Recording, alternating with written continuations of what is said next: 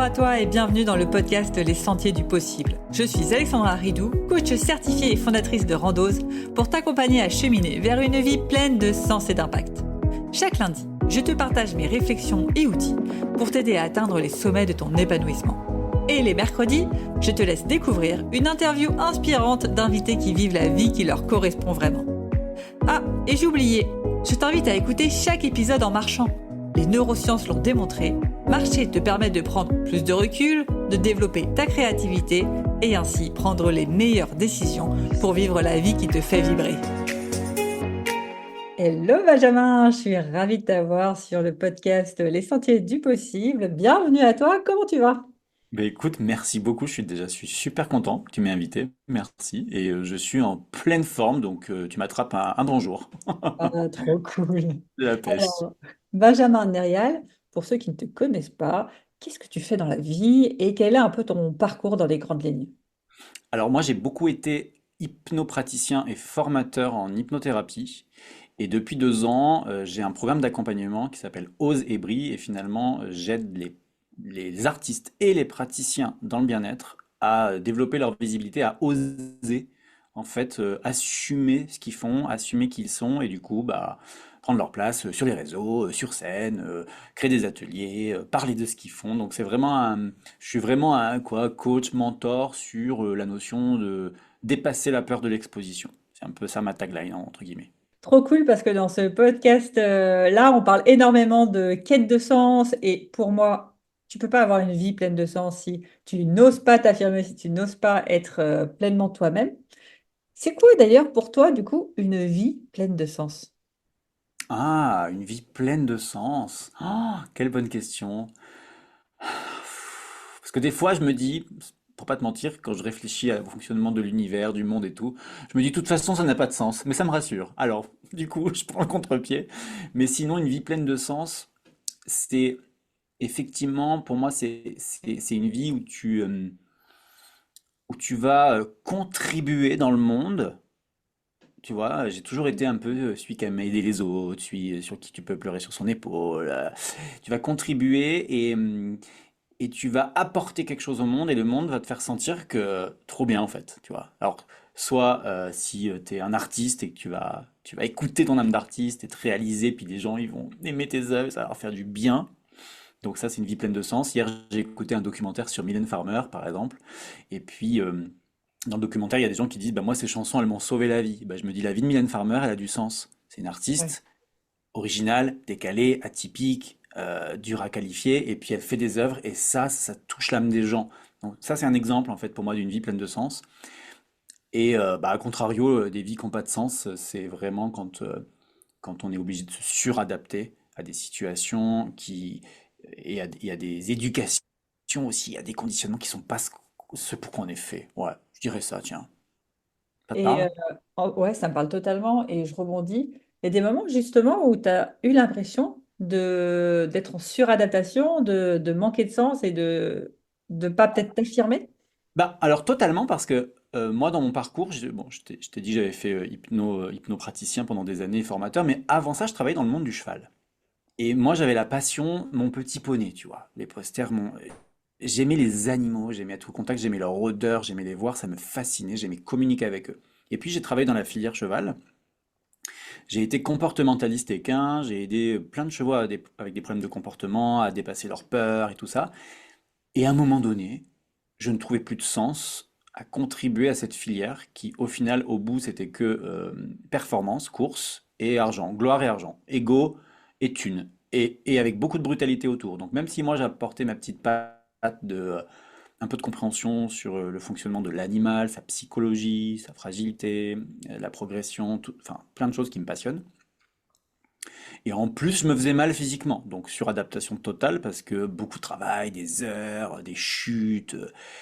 Donc là, à un moment donné, j'y allais à reculons le matin et j'avais mal au corps, j'avais mal à la tête, au sens un peu figuré, tu vois, ça me... Mais en vrai, je carburais aussi à l'ibuprofène pour pouvoir aller bosser. Donc à un moment donné, plus de sens, suradaptation totale et ça toquait très fort à l'intérieur de moi, faut que t'arrêtes. Et comment tu as trouvé du coup le sens? Enfin, toi, comment tu as réussi à remettre du sens et à trouver l'étape d'après?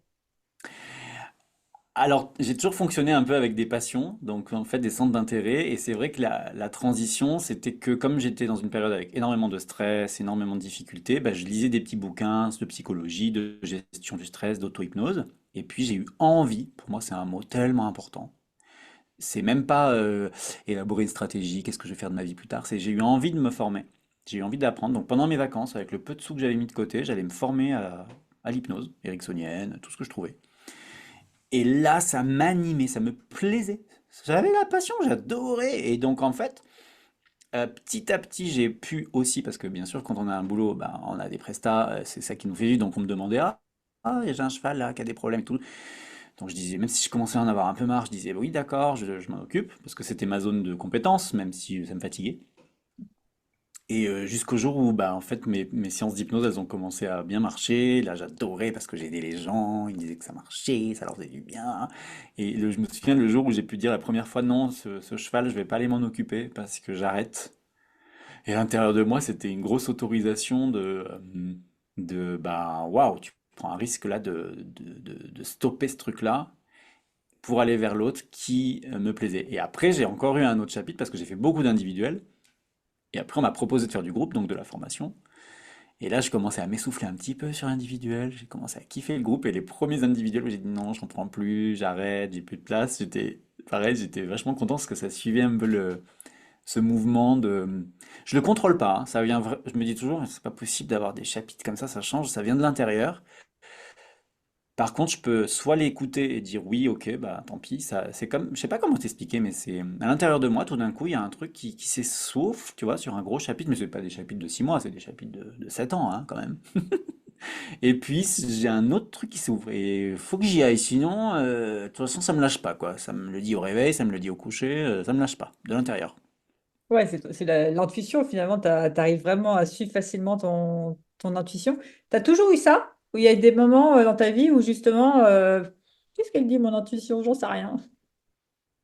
Bah bien sûr j'ai souvent des doutes, j'ai énormément de doutes parce que toutes les voix dans ma tête elles parlent toutes fort. Donc il y a les voix de l'intuition c'est clair, de l'envie profonde et tout. Et puis comme j'étais et je suis toujours très sensible au regard des autres et à l'avis des autres, bah certains autres, bah du coup les avis sont toujours venus m'insuffler d'autres voix. Donc même quand j'ai quitté mon premier chapitre de vie pro dans le cheval à 25 ans, j'étais dans des chevaux de sport. Alors, donc d'abord chevaux de sport, après chevaux de course, après la thérapie, après la formation. Tu vois, là, je me souviens le matin, j'étais dans l'écurie, dans la tête, ça me dit, il faut que tu te tires de là. Et puis après, quand je revoyais les gens avec qui je bossais et tout, ils arrivaient à me convaincre, ils arrivaient à me dire, ah non, mais là, il y a un super truc qui arrive, tu vas voir, ça va être trop bien, et tout. Et du coup, ça me ramenait, tu vois. Donc, du coup, j'écoutais plus cette voix qui m'avait parlé le matin dans le calme. Il y avait un silence à 8 heures du mat dans l'écurie. Mais globalement, ça dure pas 10 ans non plus, quoi. Ça peut durer quelques mois comme ça, à se batailler entre une voix d'intuition et puis une voix des fois un peu plus, je sais pas, qui se laisse La convaincre. raison, ouais. Ouais, ou qui se laisse convaincre par les autres, qui se laisse influencer par les autres. Et de plus en plus, je suis allé trouver cette référence interne. J'avais appris ce mot une fois en formation, la référence interne. Tac, je dis, ah, qu'est-ce que ça dit à l'intérieur? Et et de l'assumer, de l'affirmer, de dire, ben, je me tire. Mais non, t'es fou. Si, si, si, je me tire. Euh, donc, ouais, il y a les phases, il y a des phases avant que vraiment l'intuition et l'affirmation prennent le dessus. J'ai quand même j'ai eu des phases à chaque fois de plusieurs mois, Ouais. un jour c'est comme ça, l'autre jour c'est comme ça change. Ouais, bien sûr, bien sûr, bien sûr, bien sûr, Et tu c'est as une clair. routine ou des tips à partager que tu mettras en place justement pour écouter cette petite voix, pour, je sais pas, tu as dit, par exemple, le matin, je suis seule, j'ai Hmm. mon intuition qui est là, puis après, je vois les autres. Tu as des trucs comme ça Ouais. ou pas du tout? Hein? Ben en vrai, quand tu me dis ça, je me dis, mais en fait, le truc qui me permet de m'écouter, en vrai, oui, c'est d'être seul et un peu en silence. Ouais, c'est vraiment le Ça veut pas silence. dire en train de méditer, même si je l'ai fait, hein. J'ai fait des semaines dans des ashrams de méditation bouddhiste et autres pendant des années. J'ai adoré ça. Enfin, maintenant, je fais plus, mais ce moment où il y a aucune voix qui vient me perturber. Par exemple, moi, pendant le Covid, j'étais tout seul chez moi, comme beaucoup de gens. les confinements, là, je l'ai pas mal vécu. Bon, aussi j'habite dans la forêt, donc bon, ça va. Mais parce qu'aussi, il y avait un côté où j'étais vraiment seul avec moi. Et puis, j'ai eu plein de voies créatives qui sont ouvertes à ce moment-là. J'ai tourné des sketchs beaucoup parce que je fais un peu d'humour aussi à côté. Ça me venait le matin. Et j'étais seul, mais je me sentais pas seul. C'était un peu bizarre. Et je pense, moi, je suis vraiment un être de lien. J'ai énormément de vie sociale, j'ai énormément d'amis, j'ai des clients, j'ai de la famille. Enfin, mais alors, du coup, ces moments où je me rapatrie dans ma forêt avec avec les chats, je coupe, je mets pas la radio, je mets pas la télé, je mets pas, j'écoute, je jardine, je range un peu la baraque. Je suis pas immobile, hein, mais c'est des moments où je trouve ça révèle un peu effectivement, sans aucune influence externe, euh, les envies, ouais. Ça serait peut-être mon conseil d'aller. Alors déjà, je sais que toi tu le fais, mais d'aller marcher. J'allais D'aller dire, mais marcher. du coup, ça m'a fait tilt parce que quand tu dis le jardinage, c'est justement le concept de la mise en mouvement. Tu vois, parce que moi, je prône la marche, mais en vrai, les neurosciences, c'est sur la mise en mouvement. C'est vraiment le fait Ah ouais. de faire quelque chose de ses mains, de ses jambes, de n'importe Ah, quoi, mais pas rester avachi dans un canapé, quoi. oui, parce qu'en plus aujourd'hui, on reste pas vraiment avachi dans son canapé tout seul. On a souvent un téléphone dans la main et on scrolle sur tout Ouais, ce qui passe. Et du exactement. coup, ça nous aspire notre attention. C'est vrai que moi, quand je vais gratouiller mon jardin, bah, c'est des tâches un peu répétitives qui ne demandent pas des fois une concentration énorme. Et du coup, c'est des moments où je pense à plein de trucs. J'aime bien aussi quand je range la maison, je range, je suis en mouvement. Ouais, exactement, mais seul. Seul et je pense que ça me ressente, ça me recharge. Et c'est là des fois où effectivement des idées, où il y a des choses qui se clarifient. Genre, je pense à un truc de vie, tu vois, genre, je sais pas.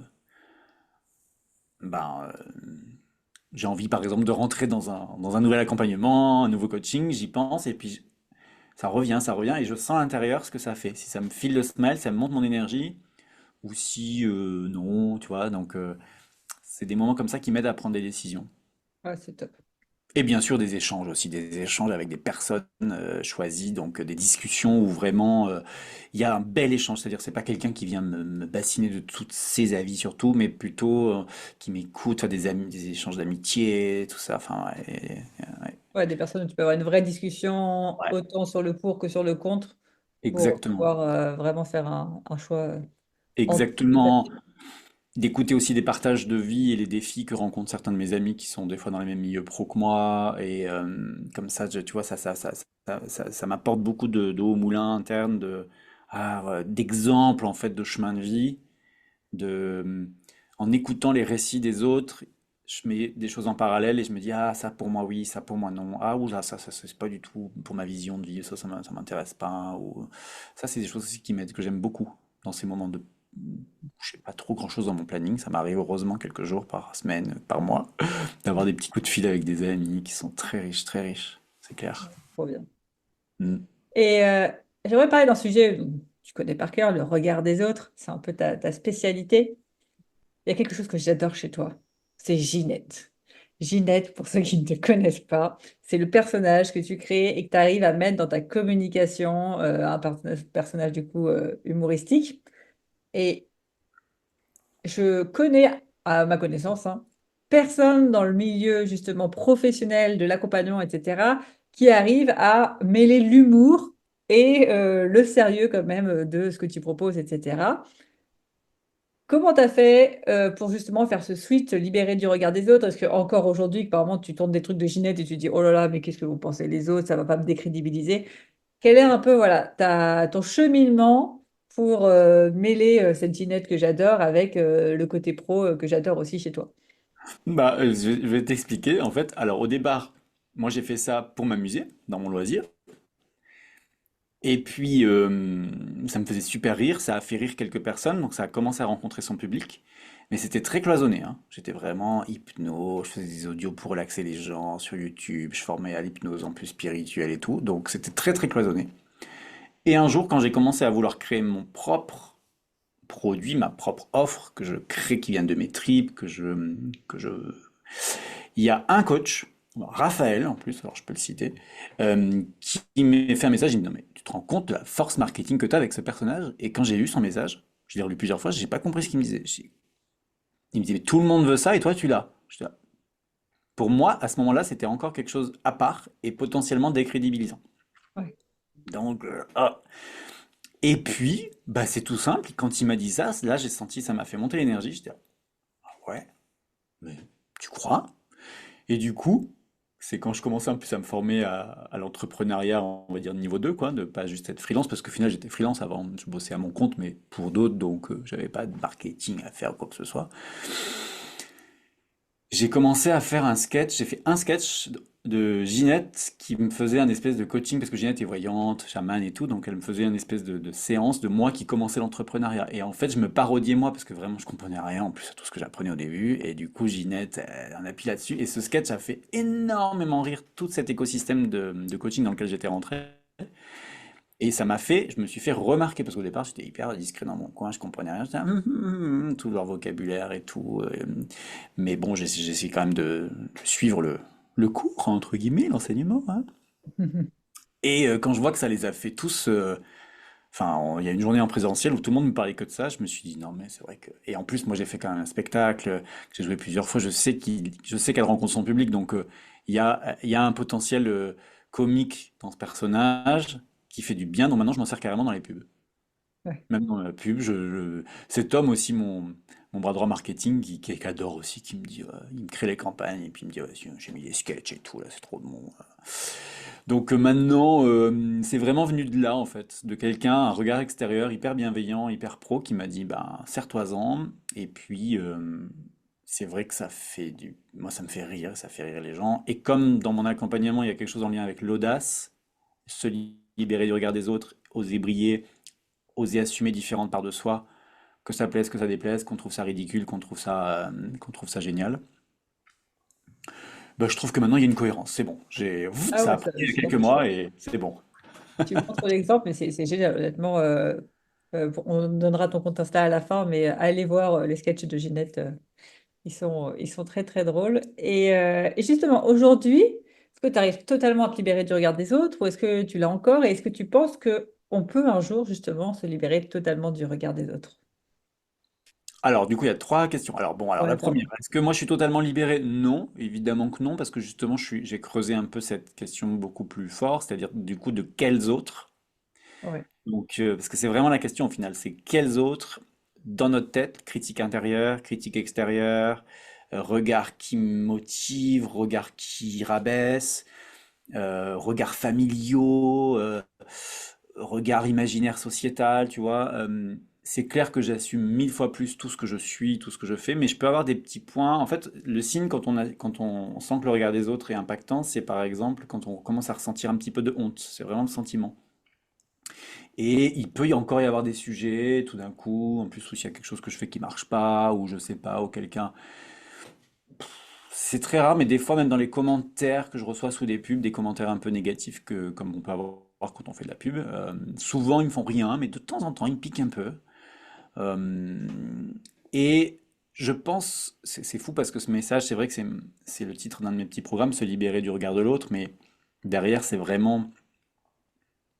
En fait, derrière, ce serait plus, même si je suis sensible au regard de l'autre, et c'est normal parce qu'on est en lien, je m'autorise à être ça, parce que c'est ça que j'ai envie de faire là. N'en Mm. déplaise, tu vois. Donc ça, je le fais, c'est clair. Il n'y a pas beaucoup de choses là que je m'interdis de faire parce que ça plairait pas à je sais pas qui. Euh, Toujours en revenant à cette référence interne, j'ai envie de ça. Donc quand quelqu'un commence à vouloir prendre un petit peu d'ascendant sur moi, ça peut être dans n'importe quel domaine, hein, amical, coaching ou même voilà, familial, je déteste sentir des énergies qui veulent un peu commencer à m'expliquer comment on faudrait faire, que ce serait mieux que. Et je suis, hop, donc je le dis, tu vois. Merci, merci, merci, mais je crois que j'ai suffisamment de. Ouais, donc je vais aller par contre m'épancher sur le regard d'autres que je choisis. Et j'ai besoin des regards des autres. Quand je crée un nouveau sketch, je l'envoie à trois personnes, tu vois. J'envoie à mon grand frère, à mon meilleur ami, et puis une troisième personne, comme ça, ça me vient et tout. Et puis je dis, pour avoir un retour. Et c'est avec ce retour-là, je modifie des choses. Donc là, c'est le regard d'un autre, tu vois. C'est pas je fais, j'en ai rien à fiche, parce qu'on est en lien avec les autres. On n'est pas seul, c'est pas soit, développement personnel, personnel, personnel. Non, on est ensemble. Donc, du coup, par contre, les regards qui rétrécissent mon énergie, je m'en suis carrément même séparé, hein. J'ai même des relations, même amicales ou autres, qui existent plus parce que ça m'agaçait en fait. Les regards et les retours et les commentaires ne me poussaient pas vers le haut du tout. Donc ça s'est arrêté. C'est génial. Je crois que j'avais jamais entendu ce conseil, mais qui paraît, je pense, tout bête pour toi sûrement, mais qui fait ultra sens. C'est on choisit le regard des autres. Enfin, c'est finalement à nous de choisir le regard des personnes qui ont de l'importance pour nous. Et comme tu dis, si on veut pas écouter le regard de certaines personnes, bah, on prend nos distances, on se sépare ou autre. Donc, Mais tu sais, je vais te dire un truc, par exemple, moi j'aime bien, dans l'énergie d'un peu d'oser, de se libérer et tout, j'aime bien recommander aux gens de chanter ou de faire du théâtre d'impro, par exemple. Mais le truc le plus important, si on va chanter avec quelqu'un, avec un coach ou n'importe qui, c'est le coach, c'est son regard, c'est son énergie, c'est comment il te parle, même pour apprendre des choses. Et alors en impro, c'est pareil, je dis surtout, oui, aller faire de l'impro, c'est génial, mais pas avec n'importe qui. Si vous vous sentez nul dans les yeux du coach, c'est horrible. C'est ouais. horrible. Si vous vous sentez juste... moi, c'est comme ça que j'ai commencé à croire que je pouvais être bon en impro et sur scène, parce que mon premier coach, j'ai fait un sketch en impro, et il riait, et il pleurait de rire. Donc du coup, il aimait. Et ça veut pas dire que c'était exceptionnel, ça veut dire que lui, il aimait. Et moi, j'ai besoin de faire des choses avec des... Du coup, avec lui, j'ai pu évoluer. Mm. Une fois, j'ai fait un stage de théâtre avec un connu, tu vois. Et pendant 2 jours, je me suis senti mauvais. Alors, encore une fois, bon, mauvais, c'est très binaire, mais Mm. je n'avais pas cette espèce de rebond de regard qui allume quelque chose il y a un potentiel, je me dis, il y a un potentiel. Soit l'autre peut le sublimer par son reflet c'est la façon dont il te regarde, ce qu'il te dit, comment il t'apprécie, soit ça rétrécit ce potentiel-là. Et dans ma tête, je retiens vraiment les gens, quoi. Je retiens pas de conseils techniques à long terme, je veux dire, que ce soit dans les cours de chant et tout. J'ai eu des profs de chant qui m'ont. J'en avais un maintenant, bon, bah, il est parti de l'autre côté. Il a quitté cette vie. Mais lui, j'adorais que quand je faisais une fausse note, il me disait: Ah, qu'est-ce que t'as fait là? Attends, vas-y, refais-la. Ah, voilà, là c'est bien. Tu vois, c'était pas du tout humiliant, c'était juste: Ouais. Ah, bah, il me dit, c'était drôle et c'était mignon et je me sentais pas humilié et du coup j'avais envie. Il me trouvait des astuces, il me mettait le casque une oreille comme ci, une oreille comme ça. Il me dit: Mais qu'est-ce qu'il y a aujourd'hui? Pourquoi tu chantes comme ça aujourd'hui? D'habitude tu chantes super juste. Qu'est-ce que tu fais? Attends, on va voir le casque. Ah oui, c'était ça. Oui, d'accord. Ah, oui. Et c'était trop, ouais, faut vraiment parce que genre, sinon supporter alors je pense à ces pauvres gosses qui n'ont pas le choix des fois avec les profs et tout L'école, ouais. qu'ils ont, tu vois. C'est vrai que moi j'ai aimé les langues vivantes parce que j'ai eu des profs en langue vivante qui m'aimaient bien et du coup ils insufflaient un regard de waouh, enfin. Et puis bien sûr j'ai été allergique à d'autres matières scientifiques parce que j'ai eu des profs qui étaient humiliants, humiliants, vraiment. Ça fait vraiment sentir que t'es con, quoi. Donc, t'es là, merci. Oh, mais c'est un excellent conseil du coup de fuir les personnes qui nous motivent pas, qui nous inspirent pas à donner le meilleur de nous. Et comme tu dis, on retient surtout ce que nous font ressentir les personnes, pas forcément ce qu'elles disent, leurs conseils et tout ça. Donc c'est aussi un excellent conseil que ce soit nous envers les autres, de se dire, bah voilà, est-ce que la manière dont je communique, je fais ressentir à l'autre des émotions positives ou quand c'est nous qui le subissons, se dire, bon, bah là, cette personne, elle me fait, je sais pas, ressentir tel sentiment de honte, de culpabilité ou autre, bon, bah je vais l'éviter pendant un temps ou je vais trouver une alternative pour, Ouais, c'est pas clair. être autant impacté, quoi. C'est clair, c'est clair, c'est trop important. Enfin, quand on est sensible à ça, moi je suis sensible à ça. Et du coup, je dis aux gens, arrêtez de vouloir trouver à l'intérieur de vous toutes les ressources, changez de gens, quoi. Changez de coach, changez de prof, changez de patron, changez de service, changez de... Parce que c'est des réactions, c'est pas des réactions chimiques, ou peut-être que si, mais, ou alors c'est énergétique, ou j'en sais rien, mais des fois on se potentialise en 1 + 1 = 3, et ça c'est trop joli. Et ça vaut de l'or, quoi.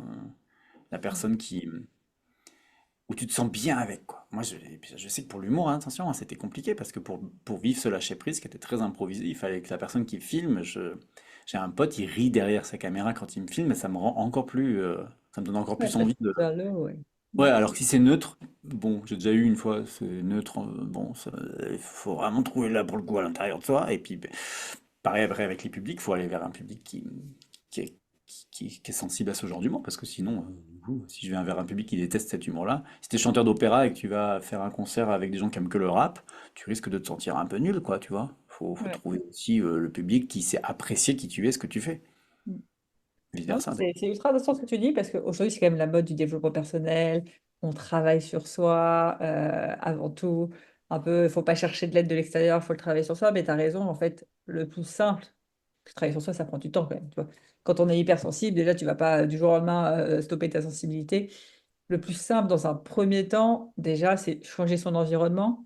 Et bien évidemment, faire un petit travail sur soi s'il y a des blessures, s'il y a des trucs à régler.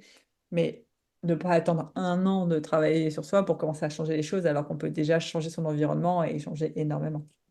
Ah oui, oui, oui, hein, s'autoriser. Moi, je me dis, le travail sur soi peut nous amener à prendre conscience, parce qu'on se rend pas compte des fois que l'environnement est toxique, parce qu'on n'a pas habitué à sentir ce qu'on fait, comment, à se rendre compte que des relations sont maltraitantes et tout ça. Donc, s'en rendre compte, pour s'autoriser à reprendre du pouvoir sur sa vie. Le pouvoir sur sa vie, ça peut être tout simple. Ça veut dire ça, maintenant, c'est non, j'accepte plus.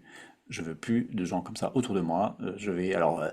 Au départ, il faut accepter aussi peut-être c'est cette phase de transition où on peut se retrouver un petit peu seul. Il y a des gens qui changent des fois de région et tout, et donc t'as un petit moment de ah ok bon c'est beau mais je suis un peu seul pour se reconstruire avec d'autres gens qu'on est même sans intérêt, justement dans des groupes qui partagent des mêmes passions et des amitiés peuvent se faire où c'est la version de nous mis à jour qui est proposée au monde et qui est comme on est là et donc forcément après enfin forcément on trouve et choisir son thérapeute, choisir son coach, choisir son prof de poterie, de n'importe quoi, de yoga. Moi, même le sport, hein, attention, hein, moi, je suis très fragile au niveau du corps. Et ben au niveau sport, pour m'entretenir, tu vois. Ben, il y a plein de coachs que j'ai essayé. Je suis là, oh, quand ils me disent, vas-y, force un peu là. Attends, non, déjà, ça, non, je ne force pas. Bon, je fais du sport, mais sans forcer. Merci. Voilà. Mm. D'où vous m'avez dit de faire 3 séries, j'ai envie d'en faire que 2. Il est où le problème? Il est à qui le corps? Je veux faire que 2, je veux en faire 10, je veux pas en faire 12. Bon. Et du coup, maintenant, j'en ai un peu. Coach, il est génial. Ah, il est génial, il est doux. Alors, du coup, lui, il me donne envie de dépasser un petit peu ce qui. Voilà. Parce que c'est bon, ça me va. Il a la compétence, donc je m'en remets quand même à quelqu'un dont c'est le métier. Mais pas quelqu'un qui vient. Voilà. Mais ça, c'est encore un exemple, hein. Ça, je l'ai vécu il y a quelques semaines, hein, d'avoir. Et ce qui est drôle, c'est qu'en plus, alors, juste pour contrecarrer les clichés habituels, c'est que la Ouais. coach qui me poussait un peu, c'est une femme, la soixantaine d'années, mais qui avait quand même été championne de bodybuilding. Très sympa, mais dans l'énergie, hein. Et le coach qui est super doux, c'est un jeune hyper baraque, hyper grand, 2 mètres, mais vraiment gaulé comme, voilà, enfin, comme un mec musclé de salle de sport. Et lui, il est doux, il a une énergie super douce. Et bah avec lui, je me sens bien dans mon être. Avec l'autre, je me sens un peu, ah d'accord, ah mais non, tu vois.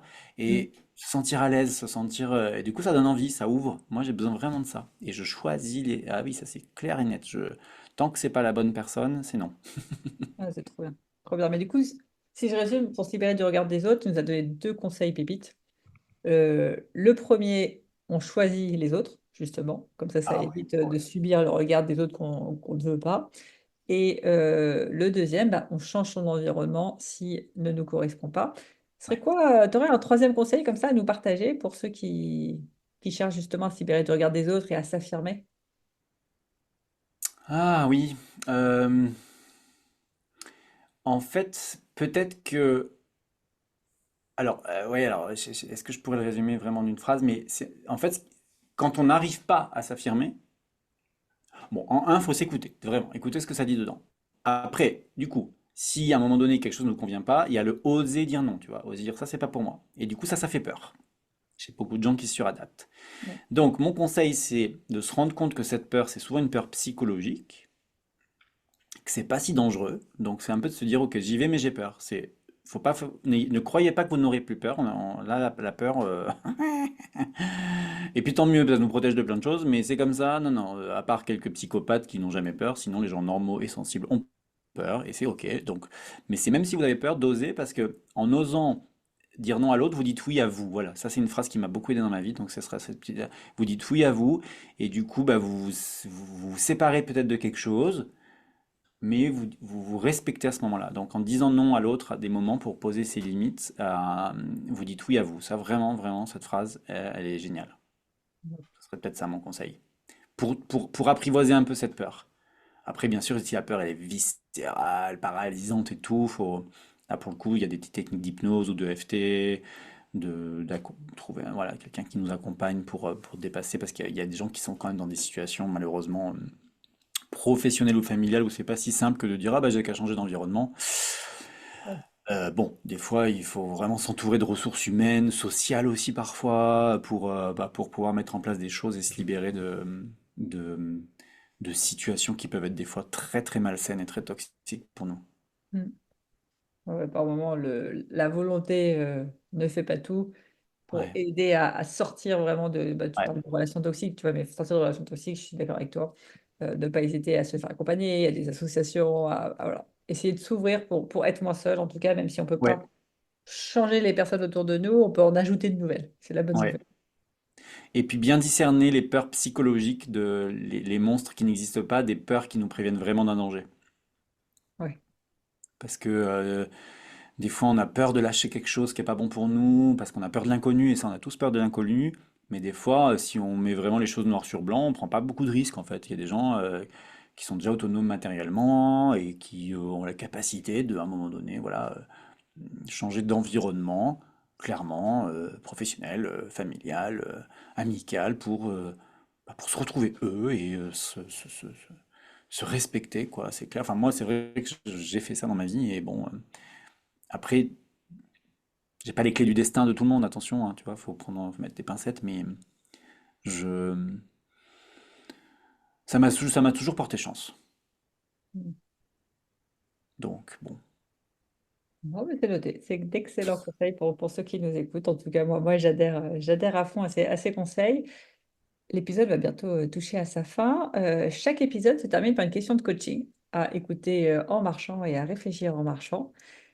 Est-ce que tu as une question, je sais pas, que tu te poses régulièrement ou une question préférée de coaching, de réflexion que tu aimes te poser et que tu pourrais inviter du coup nos auditeurs à se poser? Oui. Mais que je me pose vraiment ou que j'ai pas la réponse, tu veux dire, ou Non, que tu te poses pour toi t'aider à grandir, à t'affirmer. Tu vois, ce ouais. genre de question de réflexion qui peut faire un tilt, tu vois. Ben moi, alors, celle que je pose des fois à mes clients quand ils partent dans mille directions et quand ils commencent à se compliquer la tête et tout, ou même moi, c'est de quoi j'ai envie. Qu'est-ce qui me file un sourire dans le cœur, en fait? Je dis, mais de quoi t'as envie? Qu'est-ce qui te fait kiffer? Parce que des fois, ils me disent, est-ce que il faut que je fasse ça, plutôt ça, comme ça? Et je fais, t'as envie de quoi? Et en fait, c'est un peu comme les gamins quand ils ont 10 ans et qui disent que euh, c'est un peu ouvrir un petit peu à ce rêve créateur.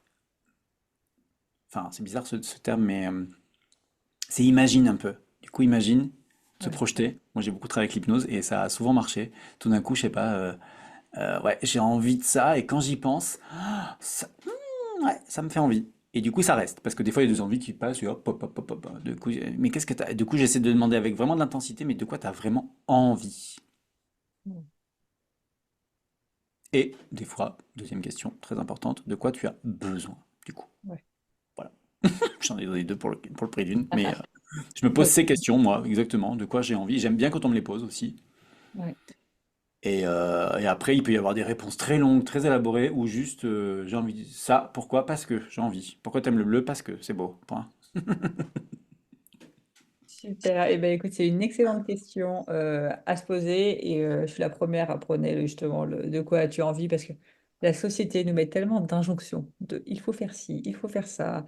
La charge mentale, elle est comme ça de tout ce qu'il faut faire pour Ouais. avoir la meilleure vie, réussir dans sa vie, le bonheur, le patati, que de temps en temps, comme tu dis, ça fait du bien de se poser la question, ok, moi, en fait, j'ai envie de quoi là tout de suite? Donc, merci à toi, Ouais. Benjamin, pour cette question. Restez du coup, les auditeurs, jusqu'au bout pour avoir cette question à méditer en musique. Et Benjamin, pour ceux qui veulent te retrouver, où est-ce qu'ils peuvent te retrouver?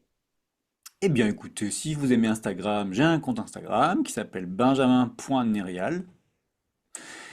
S'il y en a qui veulent aller voir le personnage de Ginette, et ben, elle a aussi son petit compte à elle sur Instagram qui s'appelle Ginette Officielle. Ça m'a fait beaucoup rire de dire Ginette Officielle parce que c'est toujours réservé un peu aux stars, le officiel, alors que c'est pas du tout une star, Ginette, mais du coup, il y a un petit côté décalé dans ce titre. Et puis, je suis aussi sur Facebook, moi, pas mal, avec toujours Benjamin Nerial et aussi Ginette. Voilà, on retrouve les comptes aussi sur Facebook. Et puis, je suis même sur YouTube. Même nom, même prénom. Donc, on Je peut me mettrai tous les retrouver. liens en descriptif de l'épisode. Ouais, ouais, ouais, ouais. Sur YouTube, j'ai beaucoup plus de formats longs, type séance d'hypnose. Et puis sur Instagram, on est beaucoup plus. C'est Instagram et Facebook sur bah voilà, les formats Instagram avec des petits formats courts et quelques sketchs, effectivement, qui parodient le développement personnel, spirituel, voilà, tout ça, coaching et compagnie. Super. Avant de clôturer, est-ce qu'il y a quelque chose que tu veux nous dire qu'on n'a pas abordé ou un dernier conseil? Euh, Quelque chose que je pourrais vous dire qu'on n'a pas abordé ou un dernier conseil. Euh,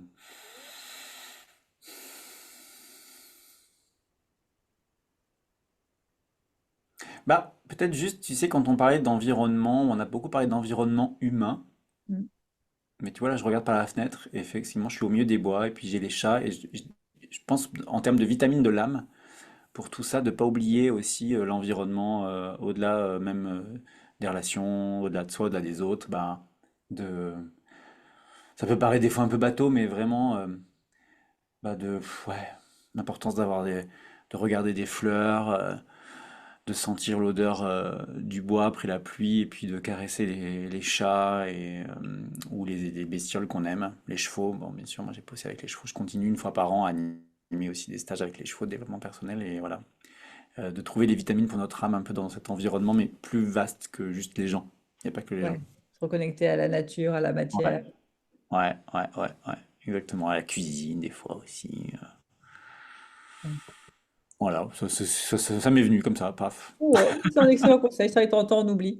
On est souvent derrière son ordinateur, derrière son téléphone et on oublie de. Voilà, on est sur Terre. Il y a de la nature, il y a des trucs plus simples et plus ressourçants que scroller sur les réseaux sociaux. Oui, et alors sur le digital, je trouve que si on veut, comment dire, équilibrer un petit peu, ou plutôt rentabiliser sa présence en ligne, pour moi, c'est vraiment d'alterner le côté consommateur et le côté créateur. Parce que sinon, Ouais, on est un peu passif. Quand on est que consommateur, on est un peu passif. Mais si ça nous donne des idées pour créer, si on prend sa place et on joue un peu le jeu aussi à des moments parce que c'est important et intéressant pour notre vie pro, voilà, de pas oublier ouais, de passer en mode créateur quand même, hein. excellent Voilà, conseil pour terminer, je pense. Soyez créateur de votre vie et pas passif. exactement. Super. Eh ben, merci à toi, Benjamin. Tu nous as donné plein de bons conseils sur le regard des autres. On a parlé de sens, etc. C'était ultra intéressant et j'adore ta joie de vivre, comme d'habitude. Donc, merci à toi d'avoir accepté l'invitation. Et pour ceux qui nous écoutent, restez bien jusqu'au bout pour la question de coaching à méditer en musique. Et Benjamin, je te dis à très vite. Eh ben, merci beaucoup, merci infiniment, et puis à très bientôt, au plaisir. Alors du coup, Ouais, ciao. ciao, salut.